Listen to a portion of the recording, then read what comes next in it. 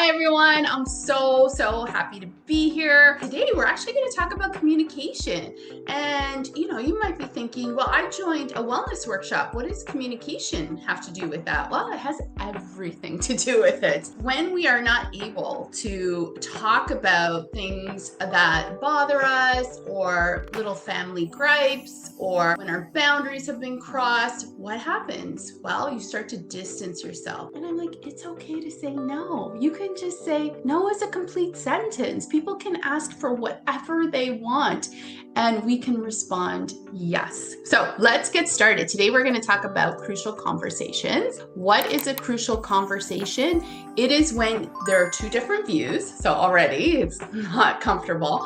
Strong emotions and the stakes are really high. So for example, you're taking care of your parents and one person feels that that parent belongs in a long-term care facility and one person feels like, no, as children, we have a responsibility to take care of our parents. That's opposing views. Are the emotions strong? Hell yes, we're talking about our parents. And are the stakes high? Very high. We're talking about the people who raised us, and maybe we're talking about our siblings. So you're starting to understand what a crucial conversation is. What makes a conversation crucial? The results could have a huge impact on the quality of your life, right? So it could be at work, or it could be with family, or it could be with your romantic partner. People sometimes will have avoided a fight and 20 years later, they're still carrying the anger about that one unresolved fight. So it could have a huge impact on the quality of your life. Why are crucial conversations hard? Well, here it is, right? Tell the truth or keep a friend. We're afraid. We're afraid if we're completely honest with somebody that they may choose to cut us out of their life. Tell the truth or be liked, right? What if I'm the only one in the group who has an issue and everyone else agrees? Does that mean I'm going to be ousted out of the group? And that's the worst thing that you can do to a human, to isolate them, to kick them out of a family, kick them out of a group, kick them out of a colleague group.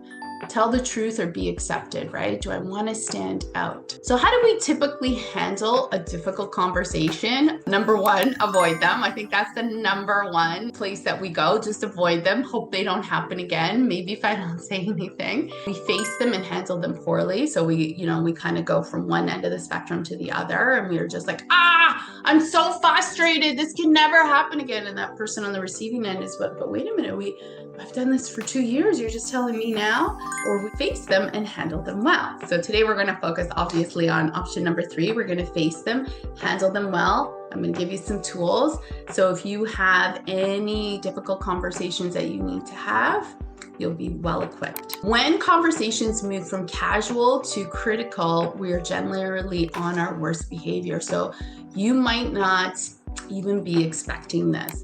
Usually your brain is drunk on adrenaline, almost incapable of rational thought. You're thinking in the moment, the whole family's here. Do I talk about it? Like adrenaline is running through your head and you're going through all the different possibilities. Do I say something now? Do I say something later? Initial conversations are often spontaneous, right? In that moment, trying to conduct an extraordinarily complex human interaction in real time. Ironically, the more crucial the conversation, the less likely we are able to handle it well. And the consequences of either avoiding or fouling up crucial conversations may affect every aspect of our lives, from career, communities, and our relationships. Let me give you an overview of what a crucial conversation looks like. So there's me, right? There's my side of the story. What I see and hear, so I was seeing and hearing criticism.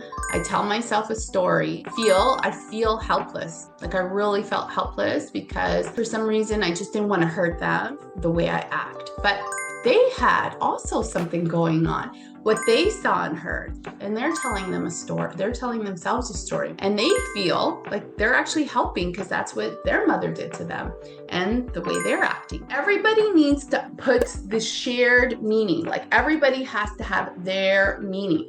It would be easy because everybody else who I would tell, and I would tell everybody, they're like, that's horrible. How could they do that? That's all. You should just cut them out of your life.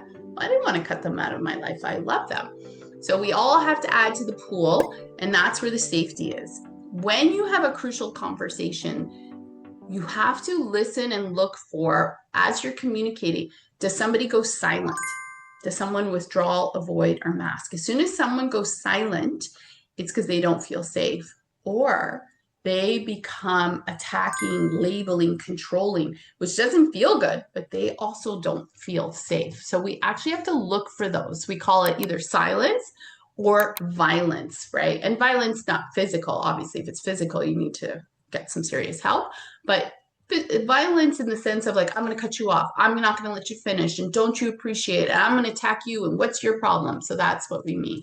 The pool of shared meaning, that's where you can actually have a proper conversation. Until you understand what they're experiencing, what they're feeling, what they are, why they're acting the way they're acting, you're not going to have a really good conversation. If you have an issue with your family, loved one, coworker, if you never talk about it and you think you can just let it go under, don't rock the boat, you'll act it out. And then move to action. So this is the last one. You always have to end with an action, right? So what do we agree on? What do we know we're responsible for? How do we support each other, not blame one another? We can check in and celebrate progress. Thank you so much. All right. Thank you, everyone. We'll see you in a couple of weeks. Bye. Okay, bye. Have a great summer. Thank you very much. Bye.